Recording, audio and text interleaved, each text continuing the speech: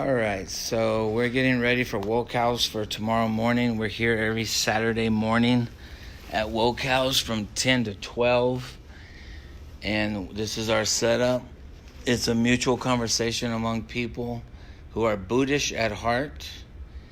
And there's our little shrine. Buddha's down here with us on our level so we can reach him and feel like he's a part of our Sangha. Not some by and by in the sky, unreachable Buddha, but right here with us, very human. And we have Malcolm here, Malcolm Fox. Namaste, y'all. And I wanted to ask him a few questions about Woke House. Absolutely. So can you tell me how you came to hear about Woke House and be a part of it? Yeah, I first heard about Woke House through a coworker who was involved with putting it on, and I was really excited to get involved with a Sangha, because that was something that I was kind of I guess searching for recently, and it turned out that a lot of the things that I wanted out of a meditation group were present here. You know, the emphasis on Buddhist teachings, the all-inclusive perspective on Buddhism, not really leaving anything out, and just people that are of all levels and interests and backgrounds, I would say. Can you remember your first experience walking into Woke House and what that felt like? Wow. It was only really about like a month or two ago, but they kind of blend together. I guess the first one was, well, I was really struck by the beauty of the shrine, the beauty of the lovely thangkas that we have up here, and just the ambiance of the room. I mean, this group is put on at my workplace, and it somehow manages to be transformed into a meditation center every Saturday. And so it was really, I felt a sense of peace coming here, that I could really be authentic with myself and my feelings, and share stuff that I felt passionate about, that was related to what we were discussing that day. And the discussion was also really impactful on me, and I left feeling really rejuvenated, and like I met a bunch of new people, and that I had a community that I could be a part of. And what is your background? What is your experience with Buddhism or religion or anything like that in your past? So I grew up Christian, and I spent a lot of time when I was a lot younger going to church and in that tradition, and that really left me with a profound value and appreciation for what a community, or like a spiritual community, can be. And over time I left kind of the Christian tradition and went searching for something that I felt more connected to, and I eventually stumbled upon the Buddhist tradition, got more increasingly drawn in, had a chance to go abroad and study about Buddhism in South Asia, which was really significant, and the experiences that I had there just really drove home how important this practice is, and the more that I put into it, the more I get out of it. And I'm at a point now in my life where I'm trying to develop my personal practice, and Woke House is one element of that. There's like probably 2 other meditation groups I go to a week now that also constitute my practice. But it is really beginning to change my mind, I think, fundamentally, and I think that's a really cool thing. So in my experience, Malcolm, every different tradition of Buddhism has a different flavor, Mm-hmm. So Buddha preached his first sermon in India, but as it spread to other countries, I think you can agree that it picked up on the cultural aspects of those locations, Totally. Yeah. So Zen Buddhism in Japan might look different than Pure Land Buddhism in China, and For sure. And Theravada, Mahayana, and Vajrayana. It's an incredibly adaptable tradition, and it's beautiful the way that it meshes with different cultures and picks things up and evolves like that. When I went to India to hear the Dalai Lama in Deer Park, there were so many monks from so many different traditions that actually looked like a rainbow. All those different robe colors, huh? Yellow and all kinds of different, beautiful people from all over the world wearing different color robes and stuff. Yeah, and for sure. it was a beautiful sight. But the core teachings remain the same regardless of what denomination or tradition it is, right? Or what lineage. So speaking of woke house and the different flavors of Buddhism, can you describe the difference? You say you go to several different meditation groups. Yeah. Can you kind of describe some of the flavors of the different groups? Yeah. Well, there's different core practices. I think the meditation styles vary a little bit. So that's an element of it. Even the different representation in age groups that come to the different opportunities that I have are really interesting. Like at Woke House, we have a really good mix. A lot of people my age too, which I feel very grateful for. Because the group that I go to on Monday is mostly older folks, and I think that's pretty interesting. And then a group that I kind of helped start at my school is a lot of that's made up of students that I know, professors, staff members, and so there's differences in all the representation. In terms of the flavors of like the actual traditions, I mean, different groups have their different roots in different schools of teachings, and this one is definitely influenced a lot by Tibetan teachings, which I appreciate because that's something I myself have an affinity for, that culture and those that wisdom, and just the way that it unfolds from a particular root. It's like a forest of trees, that are like their roots and maybe intersect a lot, right? But maybe there's different sorts of species of trees that grow up, but they all form a cohesive forest, Yeah. That's one way to put it. So let me ask you about Woke House in particular. We started out for several months where I sat up in the front and I was the teacher, and we had a big shrine table with the Buddha up there, and it looked a lot like what I knew, right? Going to the Zen Center, going to Shambhala Center, and going to India, and you had your teacher, guru, lama up front, and the rest sat, And recently, just last Saturday, we experimented with turning all the cushions inward and putting the shrine in the very middle. Yep. And all of us pretty much have a voice or something to contribute to the Sangha, to the Dharma talk, to the service. Can you tell me a little bit about that?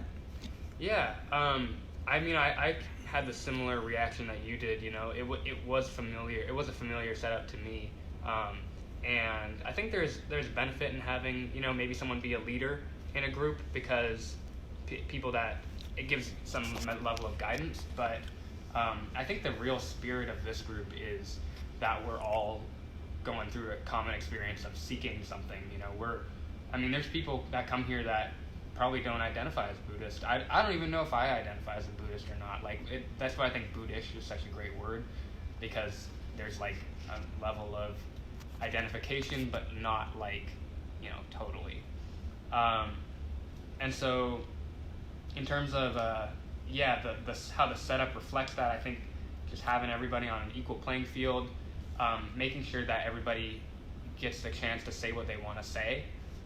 Is really important, and it's kind of innovative, and it's a circle, and we're all looking at each other, we're not, the Buddha's on our same level. I think there's just kind of almost infinite meaning to this, but it's really like an egalitarian sort of idea, that we're all in this together. Right, and like yourself, going to several groups, and I'm sure you do personal reading and study on your own, So Woke House isn't the be-all, end-all of Buddhism, and our certain flavor might not reflect all personalities. So to go to various groups and try various things, and to read on your own and study, and if you want a lama or a leader or a a teacher that works more in depth, that's totally encouraged. Yeah. Absolutely. One of the things the Buddha said is, don't believe anything I say. Yep. Test it. Yeah, for sure. If it doesn't work for you, then throw it away. And so if our founder of our religion, his back is faced to us right now. But another founder, you got Guru Rinpoche there. Guru Rinpoche, Padmasambhava, right? Yeah. And that's a whole different flavor. He brought he brought Buddhism to Tibet, right? And kind of blew him away. His whole life story is about innovation, right? For sure. But yeah, I mean, you make a good point. I think it's a jumping off point for people to get into spirituality. I would think that I wouldn't want it to be restrictive in any way. I mean, it's good to have some boundaries, a place to start from, but that is really what this is. Like, it's a place to start from, and I hope that this was something that I found, a little more down the road. Hell, I'm young though. How old are you? I'm 20 years old. I'm almost 21.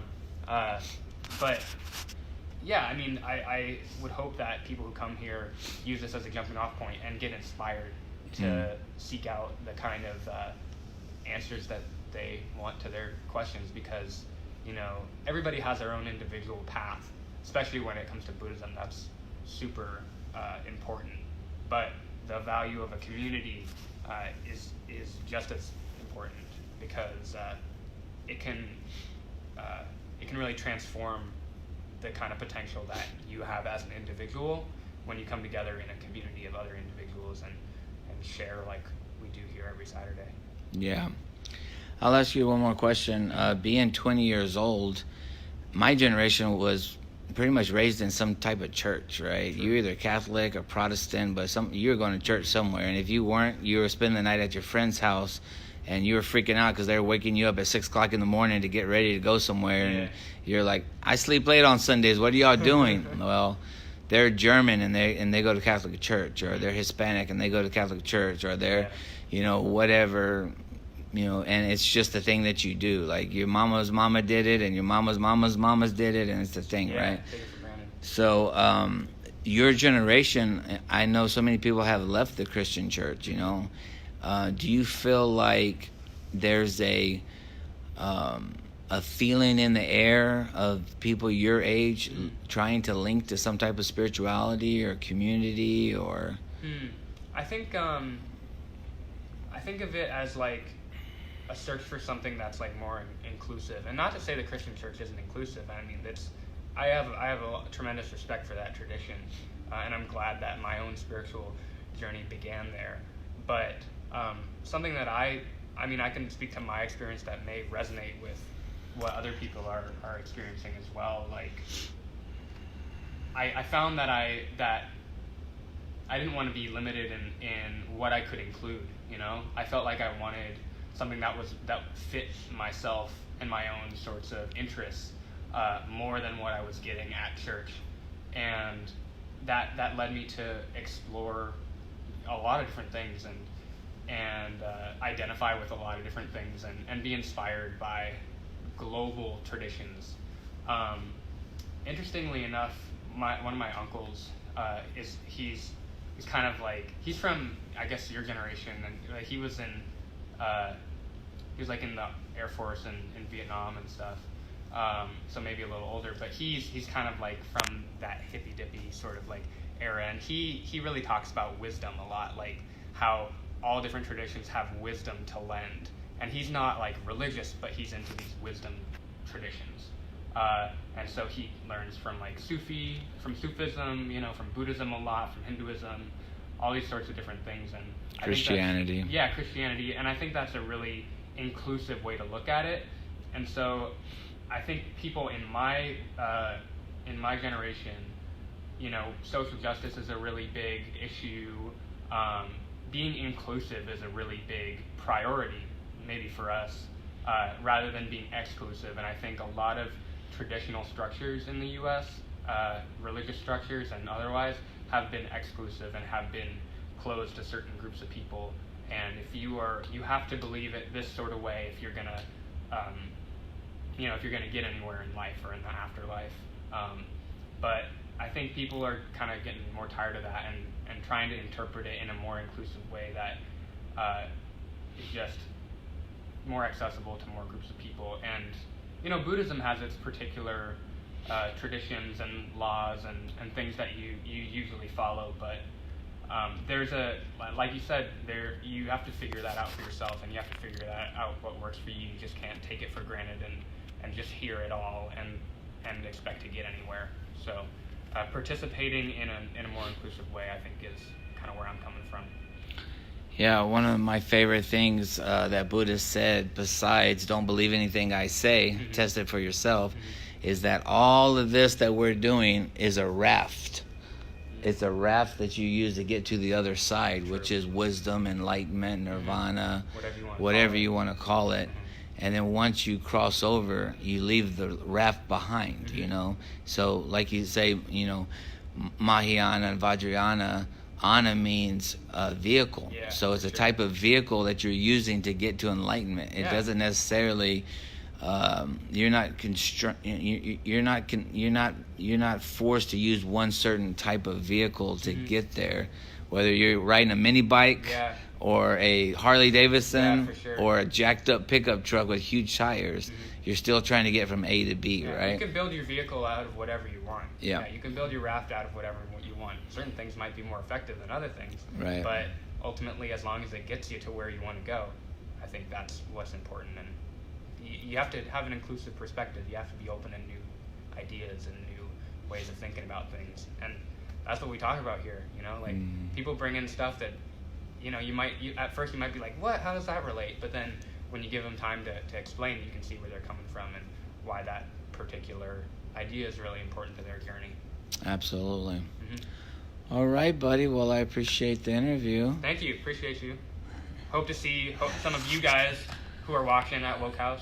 We love getting new people all the time, and the more energy that we can add to this space, the more we can all get out of it. So, yeah. Thank you. You can go to our Facebook page, obviously, or our website, woke-house.org. All right. All right, buddy. Thank you. See y'all.